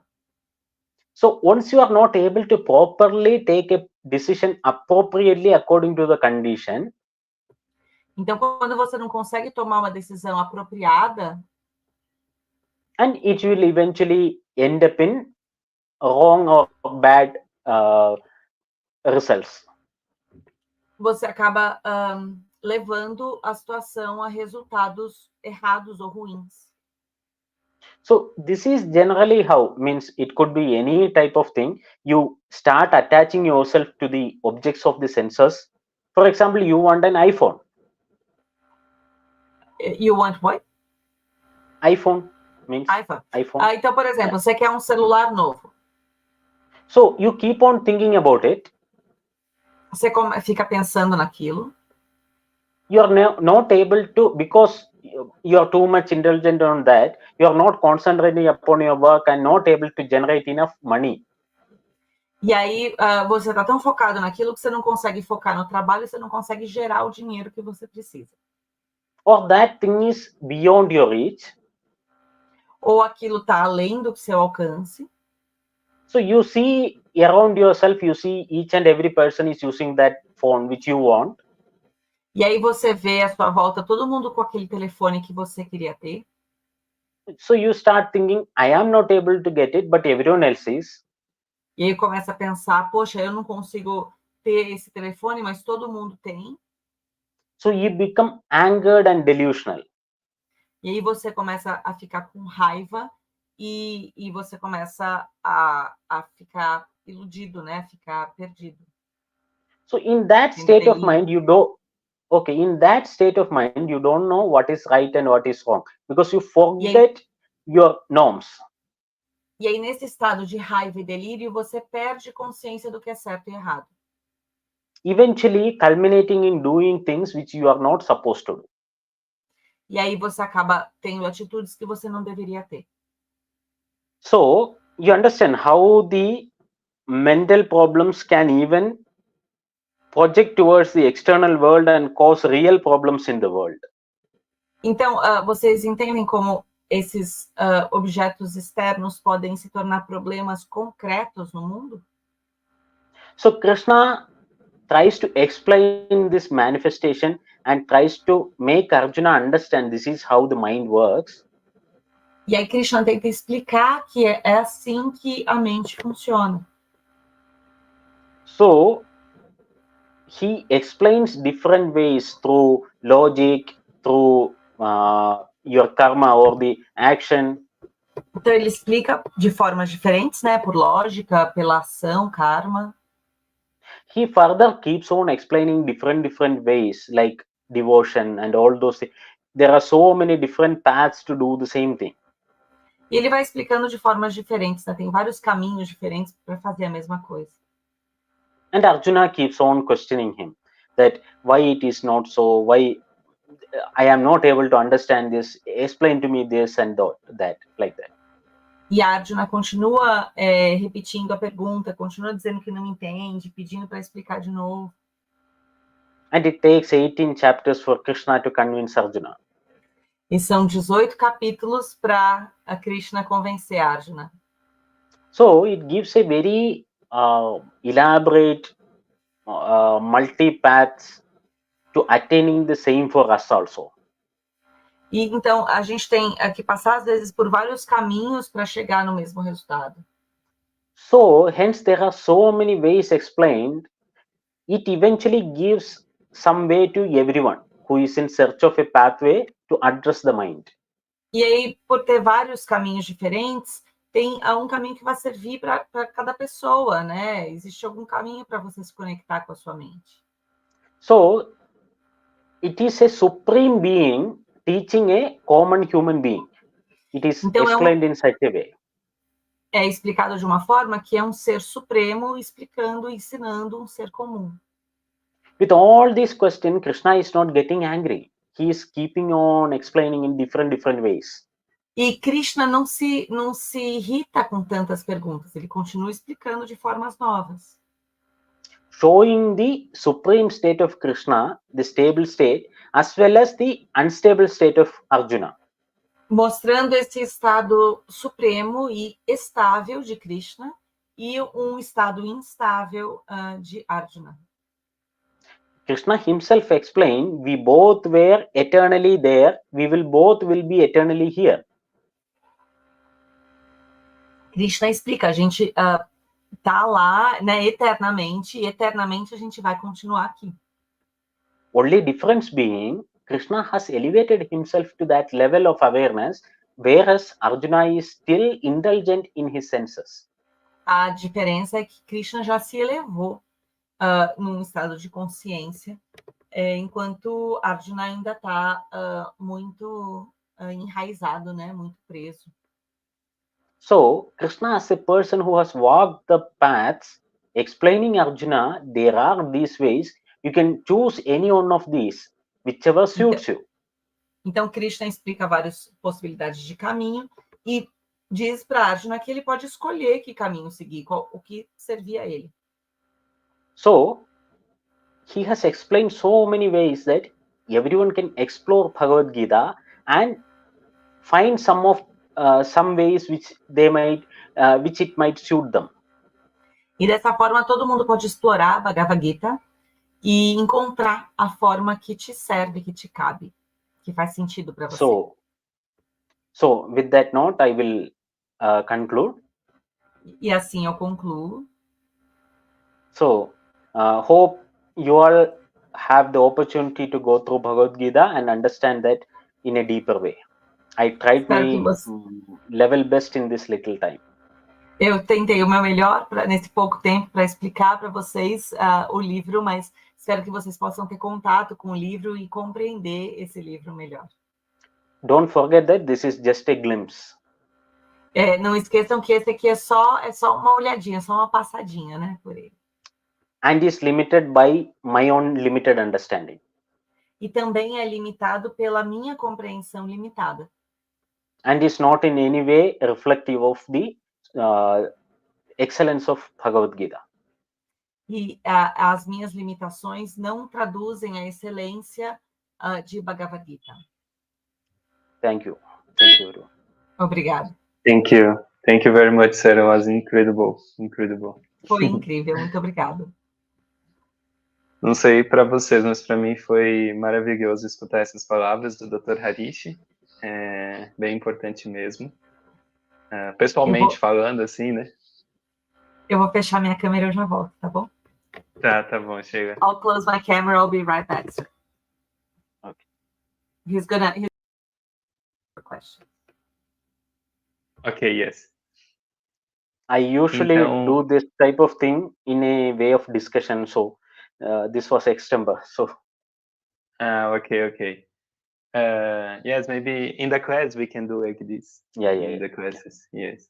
O Dr. Satish, ele está comentando, né, pessoal, que ele normalmente costuma também trazer esse ensinamento dentro de uma discussão, né? O Dr. Satish, ele dá aula em universidade aqui na Índia, então, quando ele traz esse assunto, ele traz dentro de uma discussão, mas eu comentei para ele, mas aqui dentro desse espaço a gente não consegue fazer, né?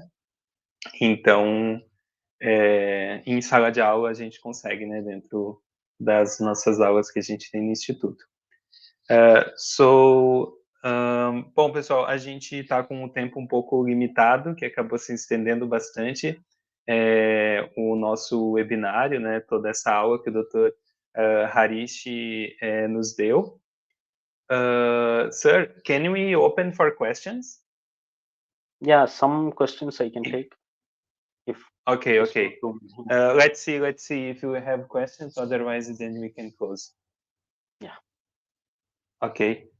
Pessoal, se vocês quiserem aproveitar esse momento, esse espaço para fazer alguma pergunta para o Dr. Harish, dentro do que a gente viu aqui no webinário ou dentro do Ayurveda, se vocês têm alguma dúvida, a gente pode abrir esse espaço para isso. Eu vou aproveitar também esse momento para compartilhar com vocês, enquanto vocês colocam aqui no chat qualquer dúvida que vocês tenham. Eu vou aproveitar também para falar sobre o curso de formação em terapeuta Ayurveda, pessoal, que a gente está com as matrículas ainda abertas. Essa turma, a 4ª turma do curso de formação em terapeuta Ayurveda vai iniciar agora, em fevereiro. É um curso único no Brasil, porque ele é ministrado por médicos indianos com tradução para o português. Então, é uma oportunidade única aí para quem quer aprender o Ayurveda direto aqui da fonte, direto aqui da Índia. Todo o material que a gente disponibiliza é um material baseado nos textos clássicos do Ayurveda também. E nós temos esses grandes mestres, esses grandes professores que têm mais de 10, 15 anos de experiência clínica em Ayurveda, trabalhando em hospitais aqui na Índia. Nós temos professores que são professores de faculdade, né, de universidade aqui na Índia, como o Dr. Harish, então é uma grande oportunidade aí para a gente aprender o Ayurveda direto aqui da fonte. Então, quem quiser saber mais, entra lá no nosso site, pessoal, www.adipati.com.br, lá tem todas as informações do curso, tá bom? Também quero aproveitar aqui esse espaço, pedir para quem ainda não curtiu, quem ainda não compartilhou, quem ainda não se inscreveu no canal, que curta, compartilha, para que mais pessoas possam se beneficiar desse conteúdo que a gente está trazendo aqui para vocês, e para que a gente possa também estar promovendo cada vez mais eventos como esse, tá certo? Então, nós temos uma pergunta aqui, nós temos a Sheila e agora a Júlia aqui com a gente também. Nós temos a pergunta da Kátia. Como saber qual é o nosso... Acho que ela quis dizer Dharma na vida, né? Kátia. So the question is, how can we know what is our Dharma in life?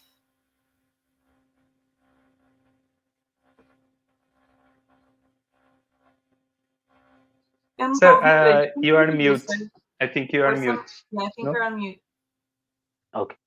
So, Dharma is something even great souls find it very difficult to explain. Dharma é algo que mesmo as grandes almas acham difícil de explicar. So, Dharma is something which is situational.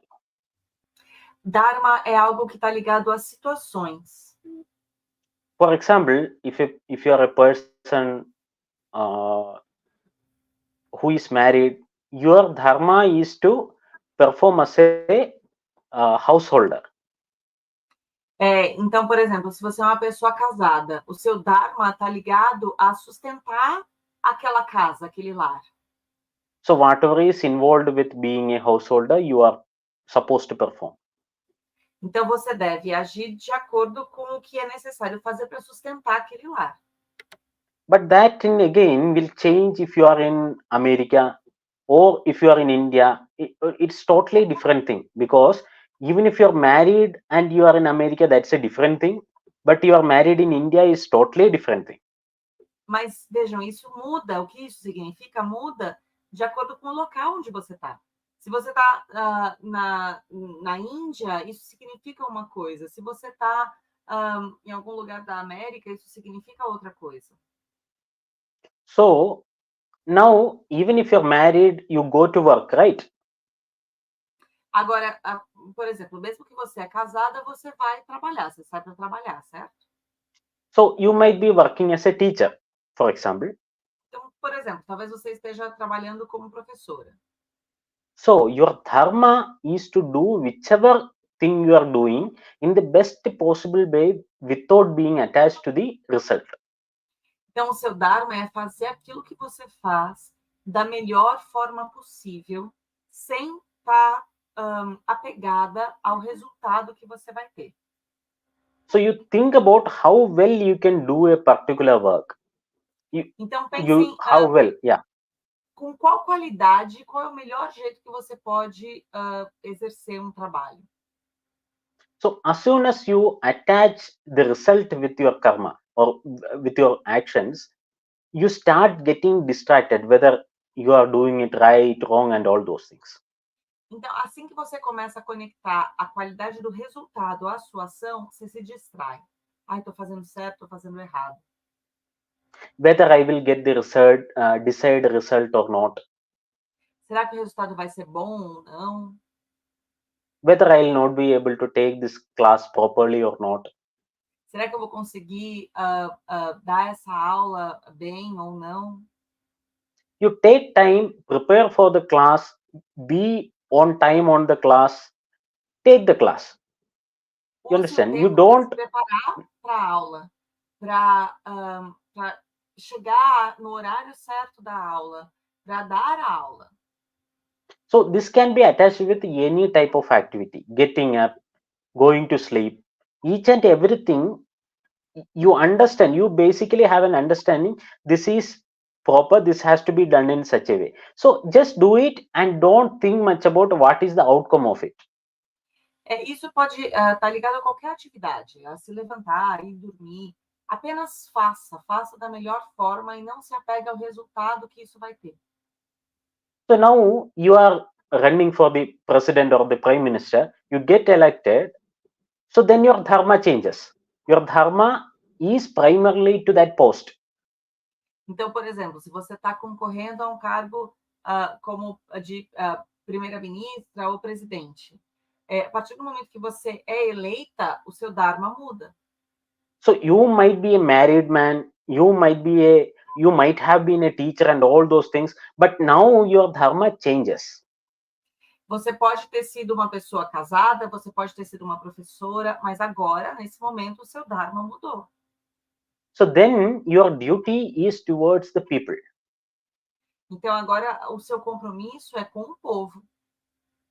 Primarily, I'm not saying you don't have other things, but primarily, if anything comes in way of this, then this gets the primacy. Prioritariamente, né? Não quer dizer que você não tenha outros compromissos também, mas nada pode te desconectar, né? Te atrapalhar com esse seu foco, tem que ser o foco principal. So now you are working and you are married. At the work, you be the best worker you can be. Então agora você está trabalhando e você é casada. No trabalho, seja a melhor trabalhadora que você puder. So once you leave that and you are with your family, you be the best family man you are. E aí, no momento que você sai do trabalho e chega em casa, seja a melhor pessoa da família que você puder ser. So while driving from the workplace to your home, you be the best driver you can be. E enquanto você estiver dirigindo do trabalho para casa, seja a melhor motorista que você puder ser. And on the way you are stopping to purchase something, you try to be the best purchaser you can be. E aí, se no caminho você parar para fazer alguma compra, comprar alguma coisa, seja a melhor compradora que você puder ser. And all these things might be different for each and every person. E isso, o que isso significa é diferente de uma pessoa para outra. So don't attach what is the outcome, but just concentrate upon what best you can do in each and every situation. Então, não conecte o resultado que você pode ter. Só foque em como você pode performar aquela ação em cada situação, da melhor forma. So now you have done your best in each and everything. So don't be much bothered about what is the outcome. Então, agora você fez a sua ação da melhor maneira e não se preocupe com o resultado que você vai ter. So eventually it will yield results, even if not today, tomorrow. E você vai ver os resultados, lidar com os resultados, talvez não hoje, mas amanhã. Even if not in this, maybe in the coming 50 years, maybe in next 500 years it might. E talvez os resultados não apareçam agora, nos próximos 50 anos, talvez apareçam nos próximos 500 anos. Or maybe in the 5,000 or the 5 million years. Ou então em 5 milhões de anos.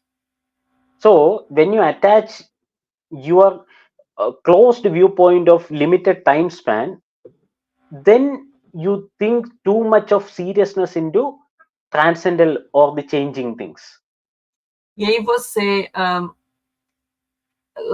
você foca em transcender as coisas, no aspecto de transcendência que as coisas têm. So somebody asks you something and you think, if I tell the truth, this will happen. If I don't tell the truth, I might be benefited. E aí alguém fala alguma coisa, pergunta alguma coisa e você pensa, né? Se eu falar a verdade, isso vai acontecer dessa forma. Se eu não contar a verdade, alguém vai se beneficiar. So what is the point of getting benefited in a time span of 5 million years? You might get benefited for 5 years, 10 years, 50 years, maybe a lifetime. E aí, quando a gente pensa em 5 milhões de anos, qual que é o benefício real de se beneficiar agora ou daqui 5 anos? So you will most probably then stick with the truth, and you will be unburdened by telling the consequence of telling the lie. You might be burdened every day. Então, fique com o falar a verdade, as consequências do falar a verdade, que são consequências mais duradouras, e você não tem aquele peso de ter mentido que você vai carregar todos os dias. So you will stay happy even today rather than enjoy some benefit for some time and keep on become unhappy because of thinking of that lie. E você vai manter a sua felicidade todos os dias e não ser feliz só nesse instante agora que você mentiu e ficar carregando esse peso depois. Because again you lied because you attached yourself with the result of that lie. E aí, como você...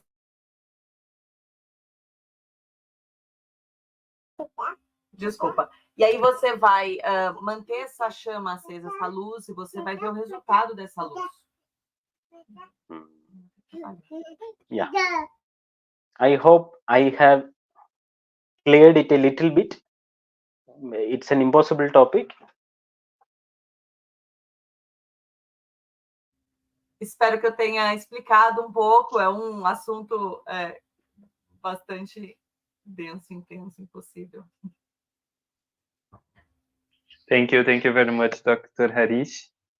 I think we already passed the time that we have with you. So I would like to thank you so much for this incredible class that you give for us. Thank you so much. It was really, really nice. Muito obrigada, foi ótimo. Muito obrigada, foi ótimo. Obrigada por compartilhar esse conhecimento. Também quero agradecer a Sheila pela tradução. A Kátia que fez a pergunta, ela também está agradecendo pela explicação sobre o Dharma. A gente poderia fazer um webinário só sobre Dharma, né? The person who asked about Dharma is also thanking you, and it could be a seminar only on Dharma. Yeah, that's heavy. É um tópico pesado, assim, né? O Dr. Satish está falando. No sentido de... Oi, Júlia! A Júlia agora está aqui com a gente. Hi! Hi!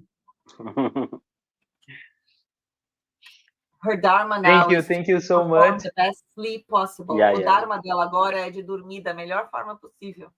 Her Dharma is to make life difficult for you. Ele disse que o Dharma dela é fazer a vida difícil para mim. She's good at that. Yeah. Otherwise, what is the fun in having kids? Não tem graça ter filhos. Yeah. Yes, yes. Okay, thank you very much, Dr. Harish. Thank you It very was much. incredible. Thank you Muito so obrigada, much. muito obrigada. Obrigado, Sheila. Muito Obrigada. grato. Tchau, pessoal. Take care. Bye. Bye, thank you. Pessoal, agradecer a presença de todos e todas que estiveram presentes aqui com a gente nesse webinário incrível com o Dr. Harish. Eu peço, por gentileza, que vocês curtam aí o nosso canal, que vocês curtam, que vocês compartilhem com mais pessoas, para que mais pessoas possam se beneficiar desse conteúdo que a gente disponibiliza totalmente gratuito aqui para vocês. Também, mais uma vez, lembrando que para quem quer fazer um curso de formação em terapeuta Ayurveda com médicos indianos, nós estamos com a 4ª turma aberta, as matrículas estão abertas para a 4ª turma que vai começar agora em fevereiro.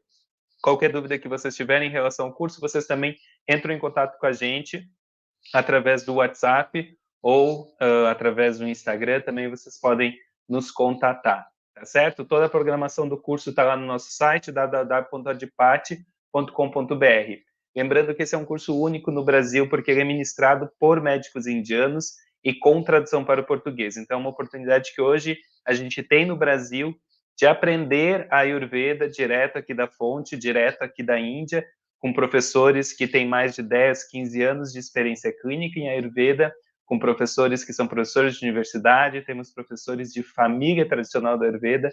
Então, é uma grande oportunidade que a gente tem de aprender direto aqui da fonte esse conhecimento milenar do Ayurveda, tá bom? Compartilhem com mais pessoas que também estão interessadas em aprender o Ayurveda.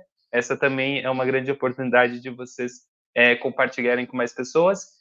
E, em breve, a gente vai estar presente aqui novamente, trazendo mais webinários para vocês. Por isso, compartilhem com mais pessoas, para que a gente possa também estar realizando mais eventos como esse. Agradeço muito a presença de cada um de vocês aqui.